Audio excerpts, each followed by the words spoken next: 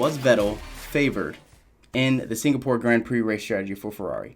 So many conversations I've had recently about that over the past couple days, and I think it's interesting to talk about. And it was kind of a hard story to put together to prove that's not the case. That can't be the case, and it was just a product of circumstance. And in fact, we'll get into the data itself to actually prove that this was a defensive strategy to protect against Verstappen and Red Bull that turned into an offensive strategy that favored Vettel. And on top of that, Vettel did take matters into his own hands, and I think he sensed the opportunity, looking at the tire life, how long they had been on those that first run, and those softs going 19 laps in Singapore in the heat. That's a long time, and they were doing so much of the race management. He could afford to push on his outlap. So we'll touch on the outlap really was the difference maker.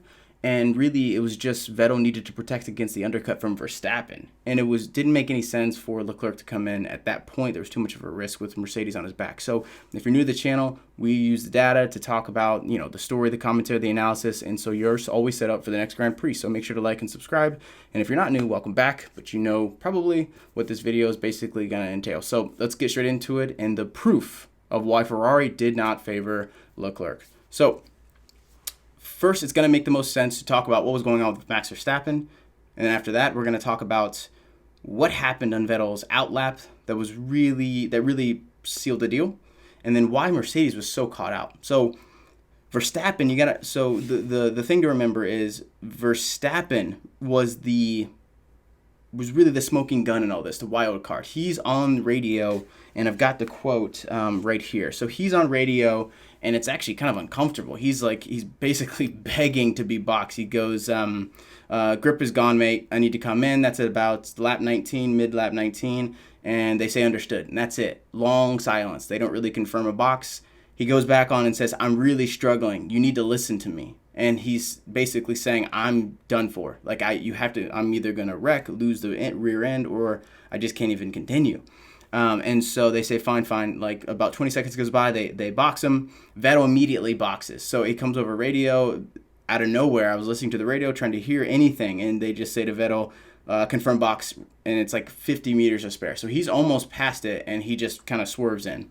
Now, the interesting about that is they had gone so long on those softs. They had gone 19 laps on those softs due to just the race strategy, tire management, typically what happens at Singapore, right? So, but that was like a perfect storm for Vettel, who was protecting against Verstappen's undercut, because Mercedes decided their ultimate strategy was to box opposite Leclerc.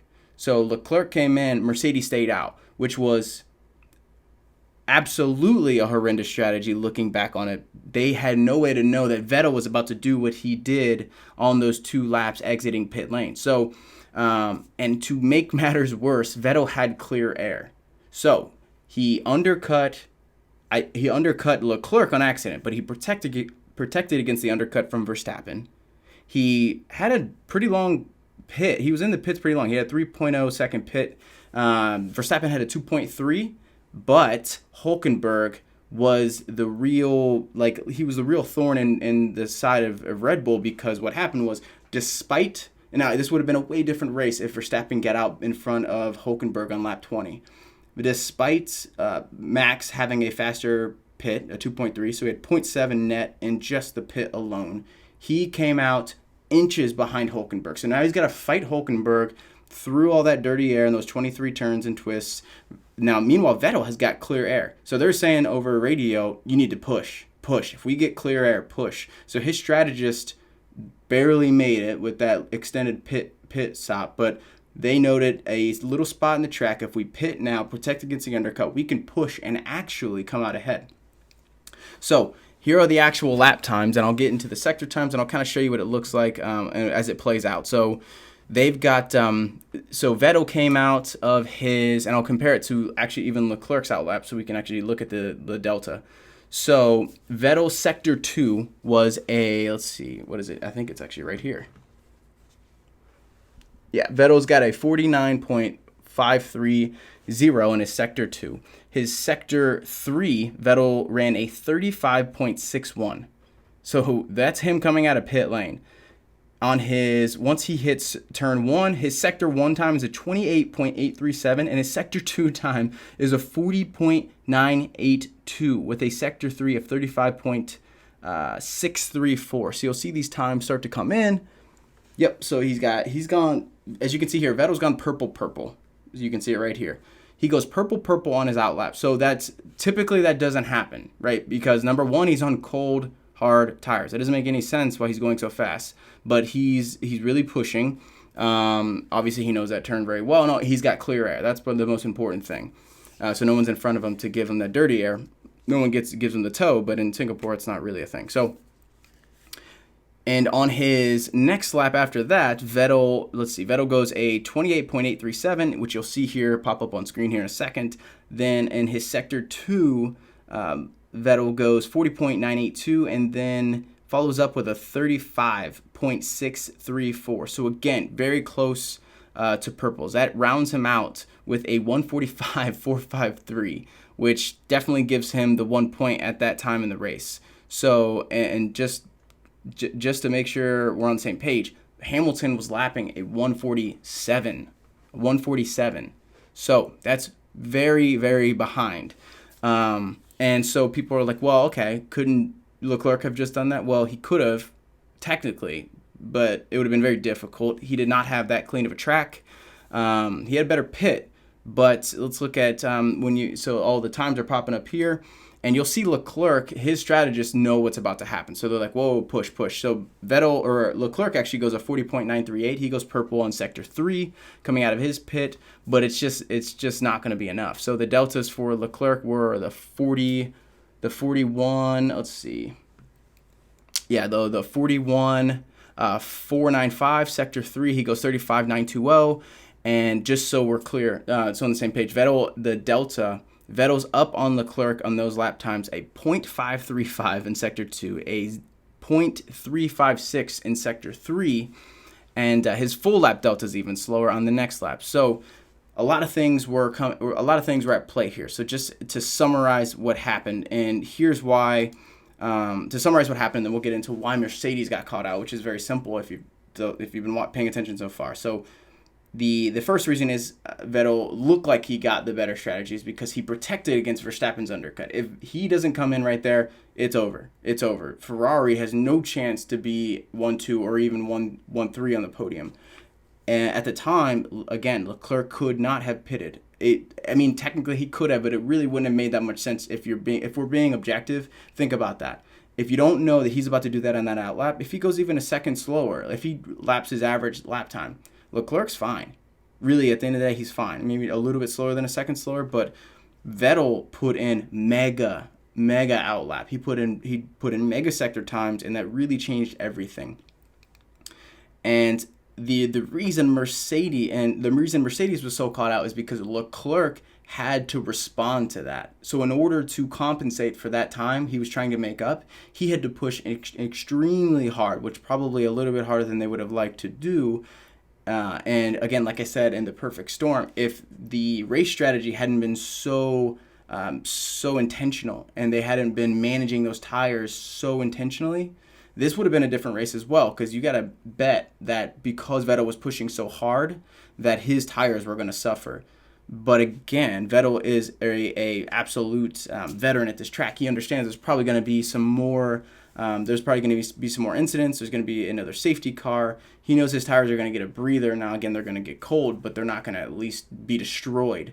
So he can push on these laps, and I think he understood that. I think his strategist understood that, and the only thing he came on the radio to say was, "We're gonna lap him or pass him, aren't we?" So I think Vettel understands the situation the whole time, and he was ready. It looks like he was ready to pit. There was some sort of plan, but Mercedes is caught out because really they're just having this civil war where Leclerc's got to respond much more aggressively than he would have liked to. And Mercedes playing the game where it's like, well, okay, I'll just push, I'll get on the throttle. We see Leclerc coming in, Hamilton goes opposite. It's very common, goes for the over, and it doesn't work because he couldn't account for Vettel. And not only could he not account for Vettel, Verstappen's put in purple times to keep up with Vettel. Leclerc's putting in purple times to keep up with Vettel and Verstappen. And that's ultimately what puts him in front of Verstappen. So everyone is reacting to each other, and Mercedes was, for once, the last one to the party. Now, the caveat to all that is Hamilton, and why Hamilton's so pissed. He always does this though, right? Like he did in Monaco and he was wrong, but he did it in not Germany.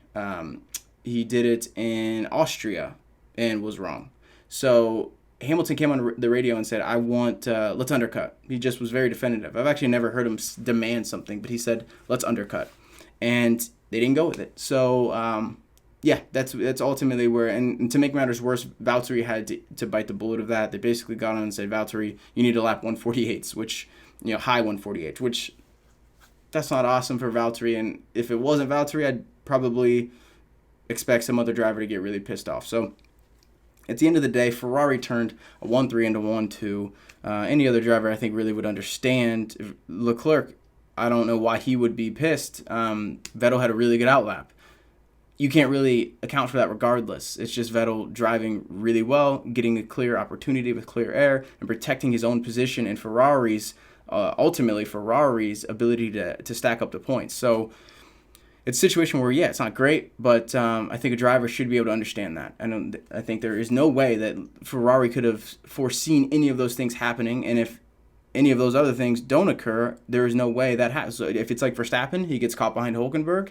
I mean, Verstappen's on the podium, but he's a third. He's a distant third. So if there's no clear air, there is no way Vettel can at least clear that much space between him and Leclerc when he comes back around. So there's a lot of things at play. I think there's enough proof and evidence to show that there is no way they could have favored Leclerc, judging by all of that. And I think it was a product of circumstance, looking at Vettel's outlap, looking at his lap time, looking at the Verstappen defense turned to offense. So that's basically it for that video, but I want to give you the detailed analysis and breakdown. I left the sector times up here so you could see them, and I'll go ahead and include the article below too, but I'll be updating some more content for the Russia Grand Prix coming up soon. If you have any request, per usual, let me know, and I'll make sure to cover it off and try out the content, because you guys know I want to give you the best experience possible. So thanks for checking this out, guys. I like these data videos, and I'll probably be doing a lot more like them soon, unless you guys hate them, which let me know in the comment section. That's the only real way I can get some constructive feedback.